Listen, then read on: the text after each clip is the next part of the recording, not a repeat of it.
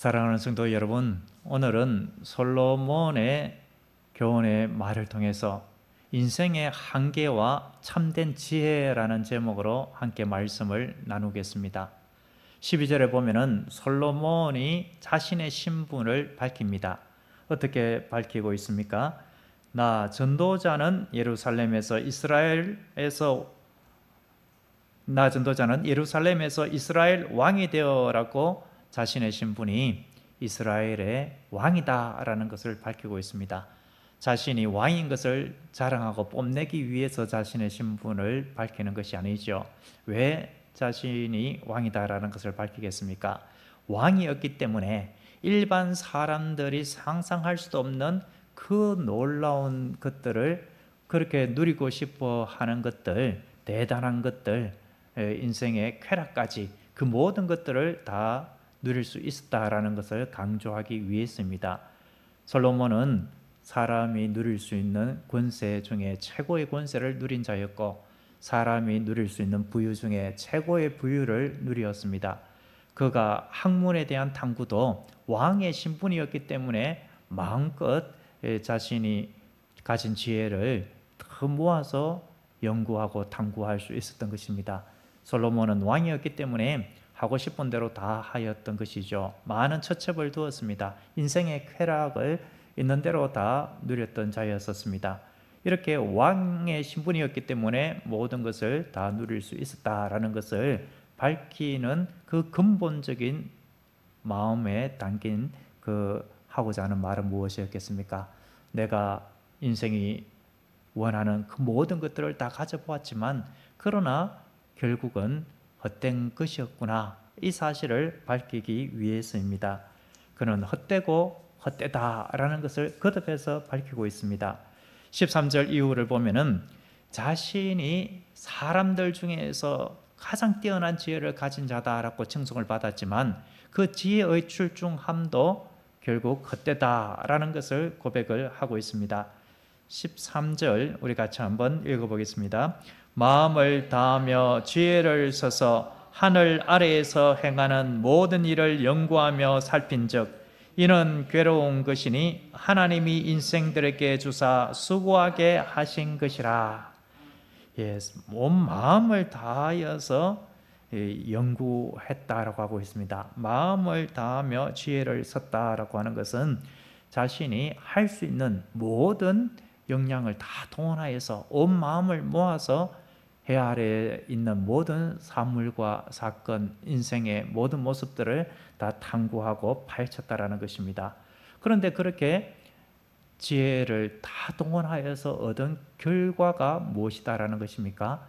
괴롭다라고 한마디로 압축을 하고 있습니다. 왜 괴롭다라고 이야기를 하고 있겠습니까? 인생의 수고는 그 발단에서부터 하나님 앞에 범죄함으로 인하여 생긴 것입니다.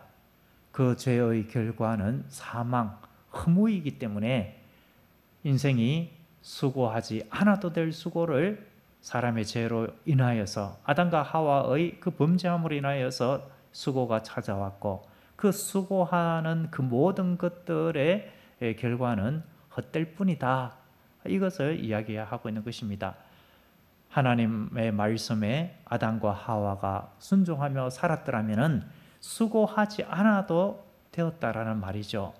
인생의 고통, 질병, 그 어떠한 것도 찾아오지 않았을 것입니다. 그런데 해 아래에서 수고할 수밖에 없었던 그 모든 것들이 하나님의 말씀에서 벗어난 것이었기 때문에 그 말씀의 결국은 괴로움 뿐이다라는 것을 말하고 있습니다. 인생의 지혜로는 이 세상의 그 모든 것들을 풀 수가 없습니다. 우리가 지구의 자전 공전을 통하여서 이 태양계가 어떻게 해서 이렇게 주도면밀하게 운행되는가, 그리고 은하계가 어떻게 이렇게 하나님의 그 섭리에 따라서 돌아가는가, 이런 것들을 사람의 지혜로 다 풀어낼 수가 없습니다. 조금만 어긋나면은 작은 행성 하나라도 지구에 떨어지면은 지구는 산산조각 날 수밖에 없습니다. 하나님께서 봄, 여름, 가을, 겨울 이 사계절의 순환, 이런 것들을 적절하게 해주신 것이죠. 태양의 그 위치가 지구와 조금만 더 가까워지거나 조금만 더 멀어진다라고 할지라도 우리는 살아가기가 힘듭니다. 그런데 이런 것들이 어떻게 해서 이렇게 오랜 시간 동안 적절하게 유지가 될 수가 있는가? 이런 것들은 사람의 지혜로는 알 수가 없습니다. 단 한 가지, 하나님이 이 모든 것들을 창조하셨다. 이것을 인정하면 풀리지만 이것을 인정하지 않는 가운데에서는 도무지 풀 수가 없는 수수께끼일 뿐입니다. 그렇게 인생은 한계에 부딪히고 그 모든 수고는 허무만 더해갈 뿐인 것이죠. 그래서 모든 수고와 수고하는 것의 결과를 14절에서 이렇게 한마디로 말하고 있습니다. 14절 우리 같이 한번 읽어보겠습니다. 내가 해 아래에서 행하는 모든 일을 본즉 다 헛되어 바람을 잡으려는 것이로다. 예, 보라라고 하고 있습니다. 강조하고 있는 것이죠. 보라, 모두 다 헛되어 바람을 잡으려는 것이로다. 여러분, 사람이 바람을 잡아보려고 애를 쓰는 사람도 없습니다만 만일 바람을 한번 잡아보려고 했을 때에 야, 나는 바람을 잡았다. 나는 이제 바람을 이제 손아귀에 넣었다 라고 할 사람이 누가 있겠습니까? 바람은 이리 불다가 저리 불다가 그 바람이 손끝에서 느껴졌을 때 야, 잡았다라고 한다고 해서 야, 이것이 바람이로구나 이렇게 느낄 수 있는 자가 아무도 없습니다. 금방 손에서 빠져나가 버리는 것이 아닙니까? 우리 인간이 수고하고 애쓴 그 모든 그 결과물이 이렇다라는 것이죠. 한순간에 있다가 사라지고 만다라는 것입니다. 우리의 인생의 수명이 100년 남짓한데 그 인생 가운데에서 나는 건강하다라고 자부했던 사람, 그런데 어떻습니까? 저도 예전에 어릴 때에 프로 레슬링 하시는 분들, 야, 참 어떻게 저렇게 사람이 하늘을 붕붕 날듯이 저렇게 공중으로 고개를 하듯이 제비를 넘고 저렇게 또 발차기도 하고 저렇게 위에서 떨어지고도 아프지도 않고, 야, 어떻게 저럴 수가 있는가? 발차기는 어떻게 저렇게 사람이 할 수가 있는가? 아, 저 무게를 어떻게 사람이 들어 올리고 저렇게 막 어떨 때 보면은 뭐 직기 같은 것으로도 재미를 위해서 또는 관객들을 위해서 또는 그 시합상에 뭐 자기들만의 그런 것들로 이렇게 사람을 가격을 하는데도 어떻게 저렇게 멀쩡할 수가 있는가? 그런 것들을 생각합니다. 야, 저런 사람들은 철인인가? 이런 생각이 들어가는데 그런 분들 중에서도 이제 나이가 50, 60 넘어가고 70 넘어가면은 야, 사람이 한계가 있구나. 이것을 여실히 보게 되죠. 그런 분들도 병에 걸리게 되기도 하고 일찍 돌아가시는 분들도 있습니다. 사람이 누리는 명예, 권력 이런 것들도 마찬가지가 아닙니까? 물질도 마찬가지입니다.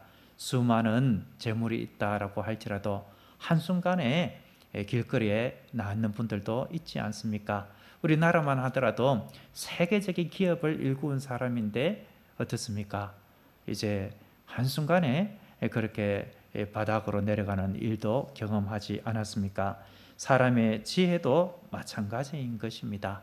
그렇게 지혜롭고 총명하다라고 하던 사람도 치매가 올 수가 있습니다. 아니, 저 사람이 저렇게 예전에 똑똑하였던 사람인가, 지혜로웠던 사람인가, 이것을 생각하면은 참으로 허무하죠. 야, 그럴 수가 있겠다. 그런 마음이 저도 요즘 들어갑니다.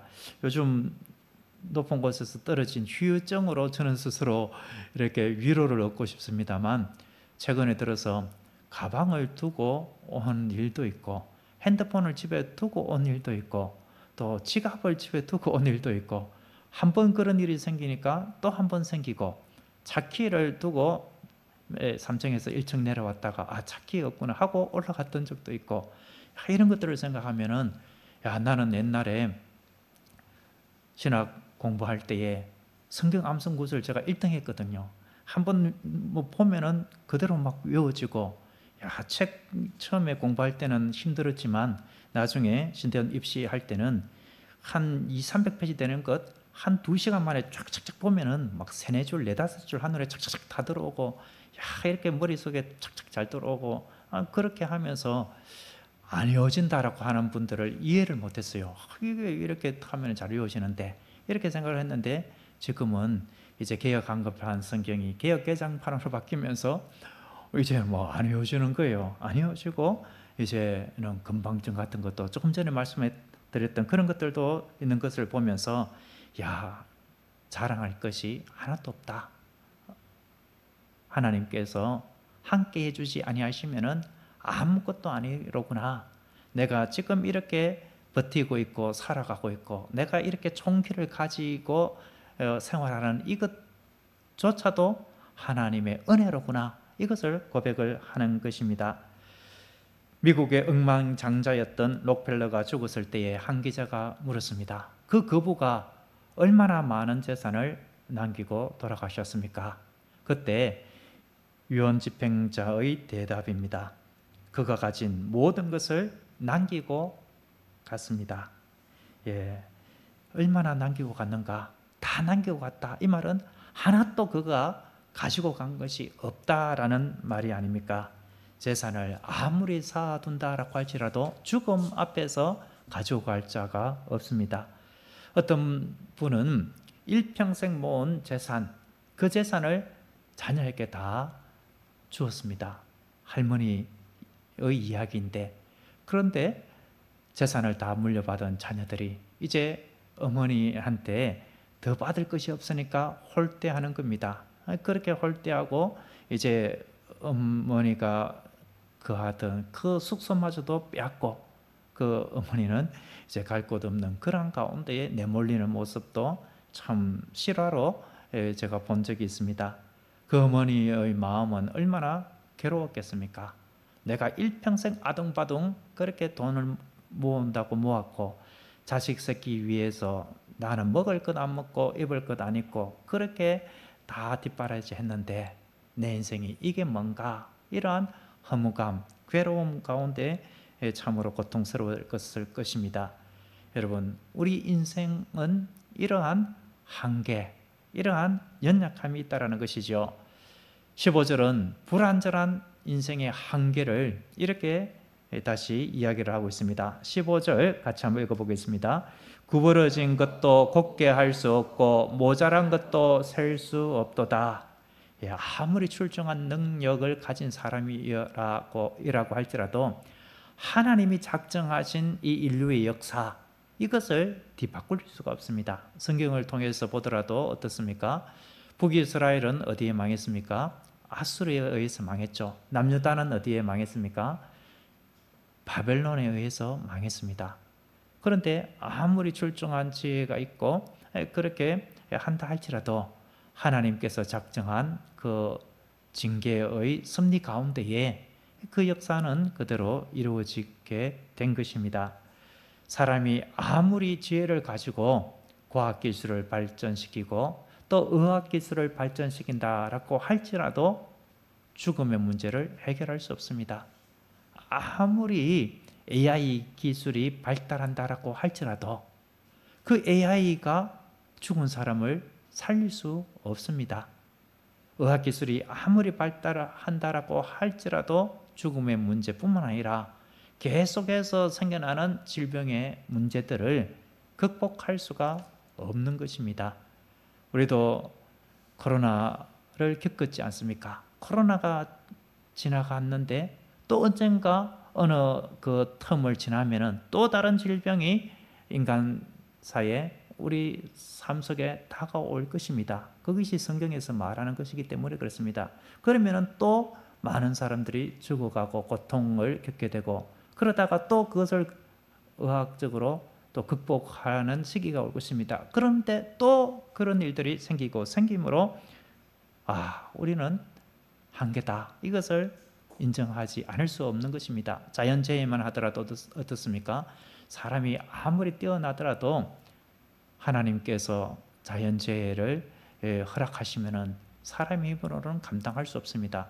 작은 실내만 들어보더라도, 우리 포천 지역만 하더라도, 저도 얼마 전에 비가 하루 저녁 몇 시간 좀 많이 내렸는데 이 포천천 그 다리 바로 밑에까지 한 1, 2m 정도까지 물이 다 차고 급류가 아주 급하게 흘러가는 것을 보았습니다.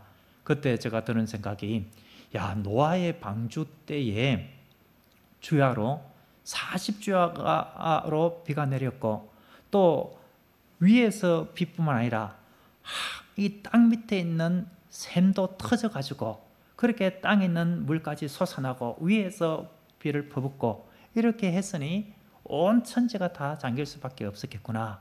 만일 그 정도 수준으로 하나님께서 이 포천 지역에 단 하루 이틀만 비를 내린다면은, 야, 우리 교회가 위치한 2층 안전할 수가 없겠다. 이 3층까지도 다 잠길 수가 있겠다. 이러한 마음이 들었던 것입니다. 여러분, 우리는 때로 이런 생각을 해볼 수가 있습니다.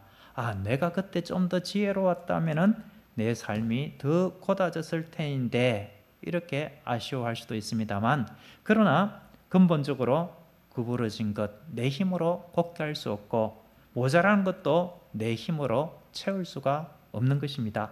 모자란 것도 셀 수 없다. 모자란 것 내 힘으로 할 수 있었을 것처럼 생각하지만 내 힘으로 한계가 있다라는 것입니다. 그래서 시편 127편 1절은 이렇게 말씀하죠. 여호와께서 집을 세우지 아니하시면 세우는 자의 수고가 헛되며 여호와께서 성을 지키지 아니하시면 파수꾼의 깨어있음이 헛되도다. 하나님의 손길이 아니면은 우리의 모든 수고 헛될 수밖에 없는 것입니다. 여러분, 솔로몬은 지혜와 부와 권세를 다 가진 사람이었지만 그의 마지막 인생을 탐구한 결론은 헛되다, 괴롭다라는 것이었습니다. 그렇다면 인생의 참된 지혜는 무엇이겠습니까? 따라서 해보겠습니다. 여호와를 경외하는 것입니다. 잠언 1장 7절이죠. 여호와를 경외하는 것이 지혜의 근본이거늘 미련한 자는 지혜와 훈계를 멸시하느니라. 나의 힘으로, 나의 지혜로, 내 능력으로 인생을 곱게 할 수 없는 것입니다. 마음의 상처, 나의 힘으로 치유할 수 있는 것처럼 생각될 수도 있지만, 그러나 우리의 힘이 한계가 있습니다. 재정의 부족, 건강의 문제, 내 힘으로 채울 수 있다고 생각하지만 그럴 수 없을 때들이 더 많죠. 그러나 하나님의 지혜로 나아간다면 구부러진 것도 곱게 할 수 있고 모자란 것도 채울 수 있는 줄로 믿습니다. 어느 농부가 있었습니다. 농부는 밭을 갈면서 언제나 똑바로 전기를 밀고 싶었지만 그 밭에는 큰 돌과 굽은 땅이 많았습니다. 그래서 애서 곱게 가려고 하더라도 그것을 피해서 가려고 하다 보니까 마음은 원이로되 전기질은 항상 삐뚤삐뚤했습니다. 그래서 늘 답답했습니다. 그러던 어느 날 한 노련한 농부가 와서 충고를 해줍니다. 여보게, 앞에 있는 돌이나 굽은 땅을 보지 말고 저기 저 앞에 있는 저 나무를 바라보고 전기를 밀어보게. 이제 그대로 했습니다. 그랬더니 놀랍게도 고든줄이 생겨난 것입니다. 사랑하는 성도 여러분, 우리의 눈이 이 땅만 바라볼 때는 늘 구부러지고 흔들릴 수밖에 없습니다. 그러나 우리의 눈을 들어서 하나님을 바라보고 하나님을 경외하면서 나아간다면 우리의 굽은 길도 하나님께서 곱게 하여 주시고 내가 채울 수 없는 모자람도 하나님께서 채워주시는 줄로 믿습니다. 빌립보서 4장 19절 말씀처럼 나의 하나님이 그리스도 예수 안에서 영광 가운데 그 풍성한 대로 너희 모든 쓸 것을 채우시리라 라고 하셨습니다. 하나님을 경외하는 자에게 주시는 축복의 말씀입니다. 말씀을 맺습니다. 솔로몬은 인생의 한계에 대해서 말했습니다.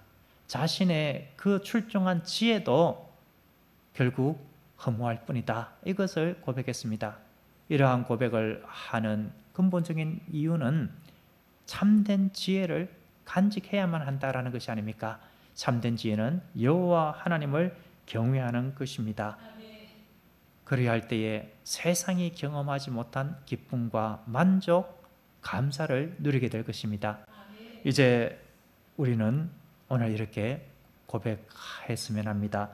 주님, 저의 지혜와 수고가 아니라 하나님의 지혜로 살아가겠습니다. 여호와 하나님을 경외하며 살아가겠습니다.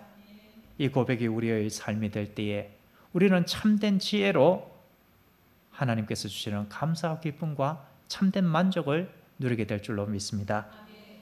이제 이러한 우리의 신앙 고백의 마음을 담아서 488장 이 몸의 소망 무언가 함께 찬양하겠습니다.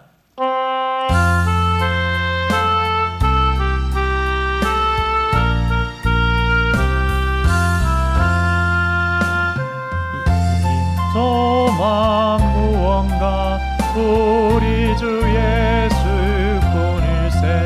우리 주 예수밖에는 믿으리 아주 없도다. 주 나의 반석이시니 그 위에 내가 서리라. 그 위에 내가 서리라. 무섭게 바람 부는 밤 물결이 높이 설렐 때 우리 주 크신 은혜에 소망에 닿을 줄이라. 나의 반석이시니 그 위에 내가 서리라. 그 위에 내가 서리라. 이 세상에 믿던 모든 것 끊어질 그날 되어도 우주의 온양 미사와 내 소망 더욱 크리라.